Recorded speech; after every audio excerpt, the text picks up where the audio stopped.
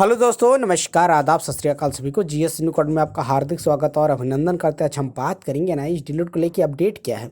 जैसा कि supreme court में सुनवाई चल रही थी, सुप्रीम कोर्ट में कैसे जीत मिलेगी, ये सारे मुद्दों पे थोड़ा सा बात करेंगे। दूसरी बात ये है कि एनआईएस के लिए एनसीटी और एमएचआरडी का गजट कितना ज़रूरी है, क्योंकि आपको बताएं कहीं ना कहीं एनसीटी में जो गजट की बात की जा रही है वो कितना ज़रूरी, क्योंकि कहीं वो गजट आएगा तभी आपको एक तरह से जीत मिलेगी, क्योंकि बार बार इस पर भी फोकस किया जा रहा है। आप देखेंगे कि जब सुप्रीम कोर्ट की सुनवाई पहली भी हुई थी उत्तराखंड की, उसमें कहीं ना कहीं गजट को ही लेके मुद्दा था। तो इसके बारे में हम आपको बताएंगे और उसके पहले आप वीडियो ये सुनिए कि क्या जरूरी है। एमएचआरडी ने डायरेक्शन दिए थे एनसीटीई को, उसमें लेटर नंबर भी लिखा गया है 11-15/2017/EE-10 और ये दिनांक दिया हुआ है 21/8/2017 मतलब अगस्त को, 21 अगस्त को और 4 सितंबर को।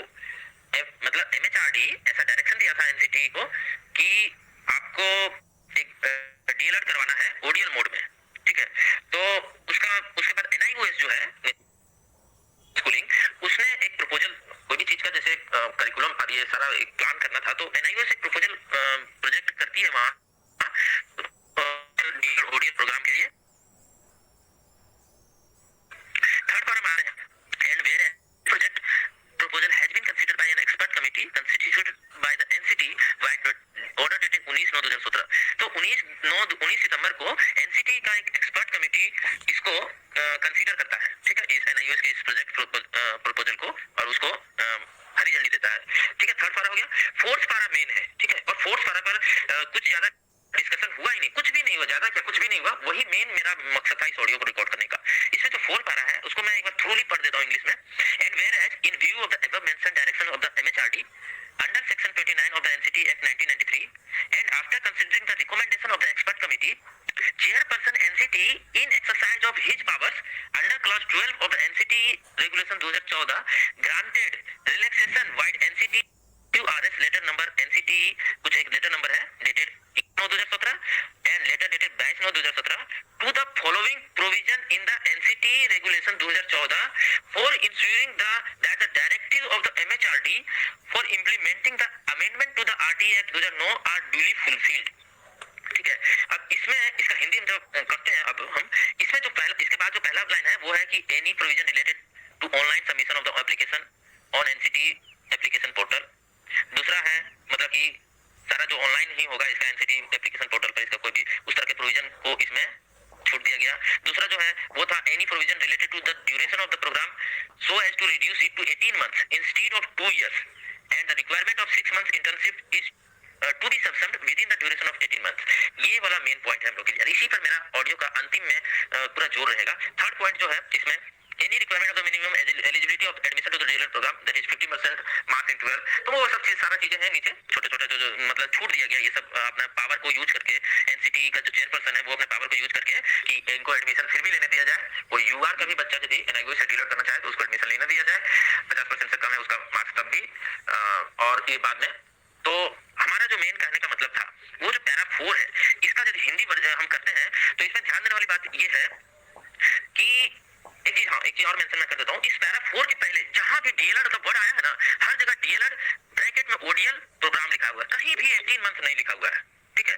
18 months जाके पहली बार जो लिखा वो लिखा पैरा 4 के नीचे जो सब पॉइंट बना हुआ है दो, दूसरा पॉइंट में है।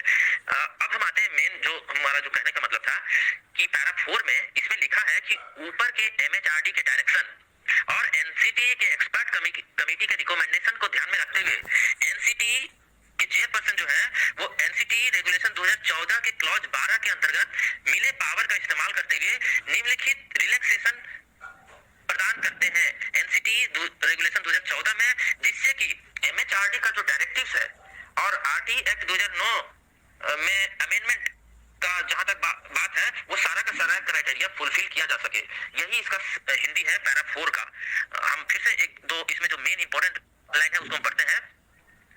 And after considering the recommendation of the expert committee, chairperson NCT का जो चेयरपर्सन है उन्होंने अपने पावर का इस्तेमाल किया है और under clause 12 of the NCT regulation 2014, तो क्लॉज 12 में जो एनसीटी रेगुलेशन 2014 है उसके क्लॉज 12 में उनको पावर है इस तरह से कि वो रिलैक्स कर सकते हैं ग्रांटेड रिलैक्सेशन वाइड इतना लेटर 21/9/2017 और 22/9/2017 to the following provision in the NCT. वो 2014 जो एनसीटी रेगुलेशन 2014 है उसमें for ensuring that the directives of the MHRD for implementing the amendment to the RTA Act 2009 are duly fulfilled. देखिए main जो है इसमें जो लाइन लिखा हुआ है for implementing the amendment to the RTA Act 2009 are duly fulfilled कि उसका जो RTA Act 2009 में जो मिनिमम एजुकेशन क्वालिफिकेशन है वो 2 ईयर ही है और उसको यदि आपको 18 मंथ करवाना था कोई ऐसा कोर्स या उसको यदि रिलैक्स करना था या उसमें किसी तरह का छूट देना था आपको बाय गैजेट ही करना था।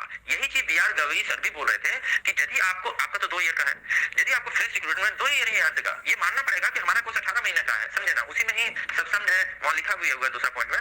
तो उनका वही करना था कि जब यदि आपको आरटीई एक्ट में कोई ऐसा चीज करना था तो आपके पास गैजेट बाय थ्रू गैजेट होना चाहिए था। गैजेट कहाँ है? तो चूंकि ये जो लेटर है ये एक्चुअली एनसीटी द्वारा गैजेट पब्लिकेशन के लिए ही भेजा गया था, ऊपर में लिखा ही हुआ है to be published in gazette of India. और यदि गैजेट पब्लिश हो गया था तो इसमें सारा चीजें वो एक्सपर्ट कमेटी एमएचआरडी का आदेश और सारा चीजें फॉलो किया गया है तो हम लोग का तो काम हो ही जाता गैजेट पब्लिश हो गया था तो। और इसमें भी लास्ट में वही चीज मेंशन किया गया है कि any provision related to 18 month. हाँ ये मैं फिर से इसी लाइन पर इसलिए आना चाह रहा हूँ कि आप समझिए कि यदि इस लाइन को यहाँ पर आप देखिए so as to reduce it from 2 years ऐसा so as to reduce it to 18 months instead of 2 years ऐसा लिखने का जरूरत ही क्या है? इसका मतलब है कि ये प्रोग्राम 2 ईयर का था जिसको कि एनसीटी के चेयरपर्सन अपने क्लॉज 12 के अंतर्गत जो उनको अधिकार मिला है उसका पावर का इस्तेमाल करते हुए इसको छोटा किए हैं। तो कुल मिला के यही कहना था मेरा कि ये जो गैजेट पब्लिश हो गया था तो हम लोग को कोई दिक्कत ही नहीं था। अब ये जो गैजेट के लिए भेजा गया और गैजेट नहीं पब्लिश किया